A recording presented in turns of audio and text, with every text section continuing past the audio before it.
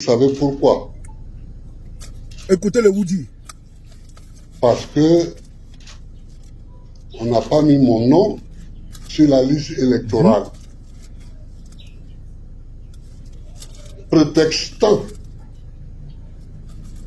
que j'ai été condamné après un procès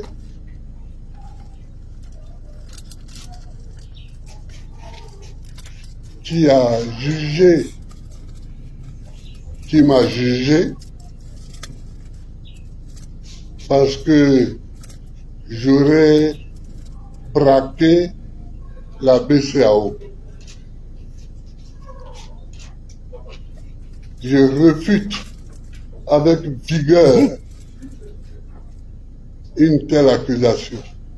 Dans ma vie, j'ai toujours travaillé pour que je n'ai aucune ombre dans mon casier judiciaire. Je dis toujours à mes enfants que je n'ai aucune fortune à leur laisser. Vraiment. Mais que j'ai un nom à leur laisser et un nom propre. Un nom propre. C'est ce nom-là que je laisse à ma descendance. Et je ne peux pas laisser quelqu'un souiller et salir ce nom sans me battre. Donc je me bats.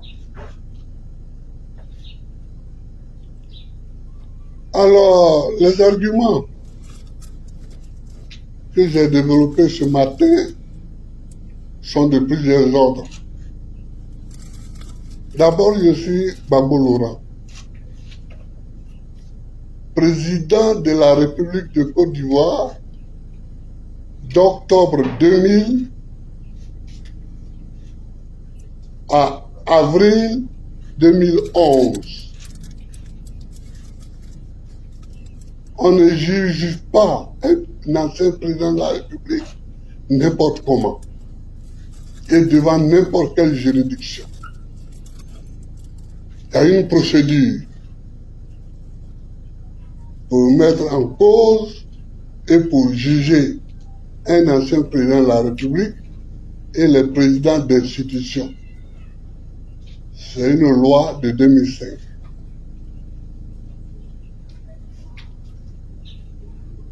Deuxième argument, j'ai fait valoir que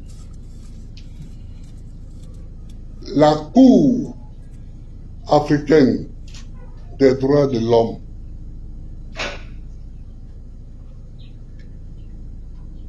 a demandé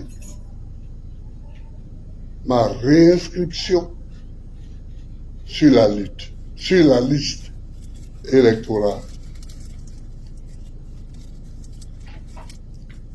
Troisième argumentation, je ne les cite pas par ordre d'importance, mais comme ça me vient.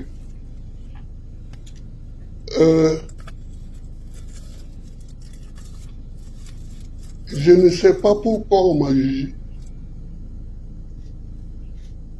Personne ne m'a convoqué. Parce que pour qu'il y ait un procès, l'accusé est convoqué. On lui remet une convocation. Justement. Ouais. Là où il réside. Or, tout le monde, dans le monde entier, tout l'univers, c'est où je résidais au moment de ce procès. Je résidais à la CPI, où on m'a emmené avec un avion présidentiel Grumman 3. On m'a amené là-bas.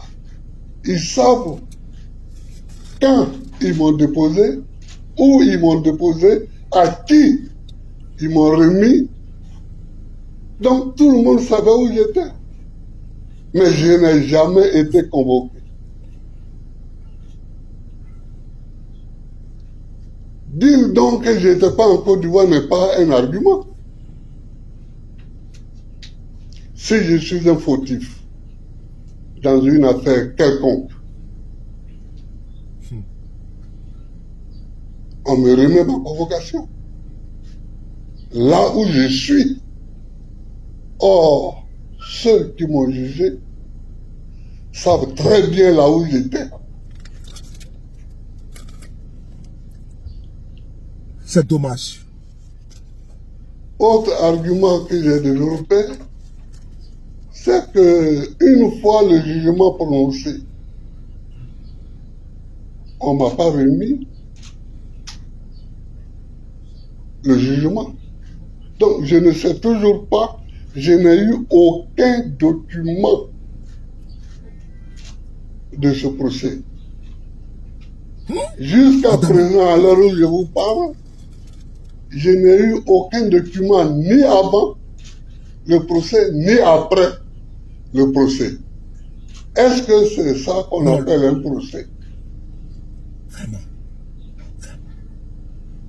Un procès, il faut que l'accusé soit là.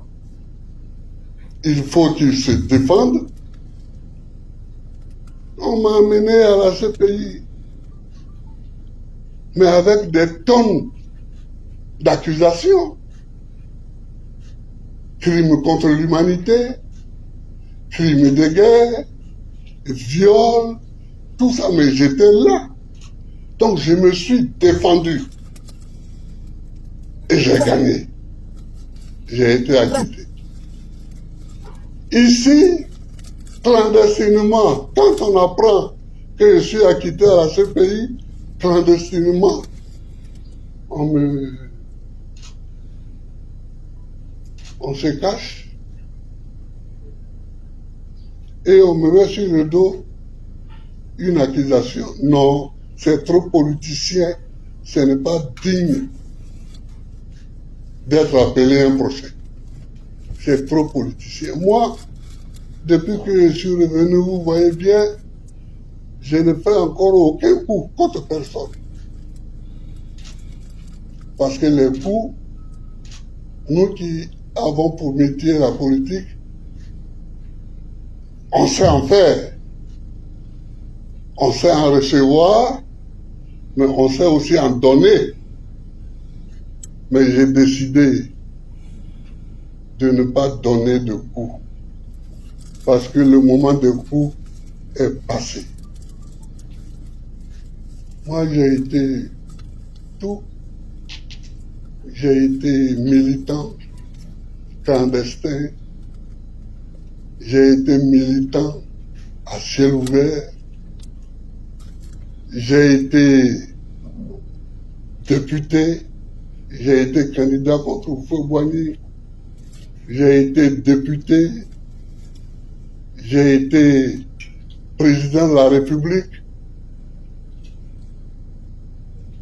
Le temps pour moi de donner des coups petits, cachés, est passé. Je l'ai déjà dit et je le répète. Aujourd'hui, ce que nous devons faire, les présidents Bédié, Ouattara et moi-même, c'est de nous conduire de telle façon que nous laissions aux jeunes générations une Côte d'Ivoire pacifiée. C'est ça qui doit être notre objectif. Notre objectif n'est plus de faire des coups pour nous-mêmes. Non, ce temps est passé. Ce temps est révolu. Donc je demande à tous de se ressaisir. Or, quand on marche pas à pas égal. Il y en a qui marchent plus vite, d'autres qui marchent plus lentement. J'espère que ceux qui marchent lentement me rejoindront là où je suis. C'est-à-dire dans la lutte pour la pacification du pays la lutte pour un regard global sur l'Afrique, pour que l'Afrique n'apparaisse pas toujours comme un continent maudit.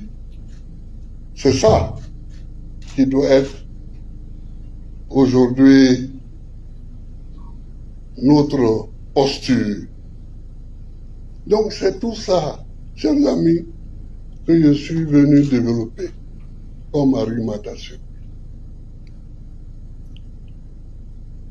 Voilà, il y a des jeunes gens qui se sont levés et qui ont déposé pour moi à Cocody des dossiers pour me soutenir, des dossiers pour que je sois inscrit sur la liste électorale. Je les remercie. Je voudrais vraiment du fond du cœur remercier ces jeunes que je ne connais pas, que je n'ai jamais vus. Je voudrais vraiment les remercier. Remercier aussi tous les Ivoiriens qui ont ressenti en eux-mêmes comme une injustice le sort qui m'était fait. Je leur dis que je suis debout. Je suis encore debout. Et tant qu'il faut se battre pour la dignité, je me battrai toujours. Tant qu'il faut se battre pour la propreté d'un nom, je me battrai toujours. Je ne peux pas partir demain et laisser mes enfants avec un nom qui porte une souillure. Donc, je remercie tous ces jeunes-là. On m'a dit le nombre, mais peu importe, j'ai oublié le nombre. Mais je suis vraiment très fier d'eux. Je suis très fier d'eux. Voilà. Le combat n'est pas terminé, puisque ce n'est pas moi qui prends les décisions. Moi, je pose mon problème, qui est le problème de l'honneur, qui est le problème de la propreté d'un nom, qui est le problème de la propreté d'une famille. Non, non et non, je ne laisserai pas mon nom sale sans me battre. Chers camarades, vous avez écouté cette vidéo avec beaucoup d'attention. Souvent, l'émotion a traversé votre esprit, votre corps et votre âme. Parce que l'attention a été captée. Il est ingrat. Oui, il est méchant. Foncièrement ingrat et méchant. Le comportement, l'attitude politique archaïque, frélatée, périmée du RDR. Les personnes là, qui aujourd'hui sont devenues, n'est-ce pas, les patrons de l'exclusion en Côte d'Ivoire. On condamne, il y a une course aux condamnations farfelues. Est-ce qu'il faut nécessairement exclure les opposants pour pouvoir se faire une place en politique? Non, je ne pense pas. L'homme se bat pour son honneur. L'homme se bat pour sa dignité. L'homme se bat pour son honorabilité. L'homme se bat pour sa propriété. L'homme se bat pour sa descendance. L'homme se bat pour son parcours politique que l'on veut salir. Que le RDR veut salir, veut travestir. Frères et sœurs, les tentatives de justification acrobatique du président de la CEI ne tiennent pas la route. Ça ne tient pas la route. Tout le monde sait que les condamnations qui s'abattent sur l'opposition, et l'on s'appuie dessus pour exclure. On a vu le cas avec le président Guillaume Soro. Tout ça parce qu'on doit l'exclure de la course à l'élection présidentielle. Ils sont précipités pour le condamner. La même chose avec le président Gbagbo Laurent. Ça fait honte. Ça fait honte. Sachez faire la politique autrement. C'est honteux. Ce n'est pas valorisant pour notre pays, la Côte.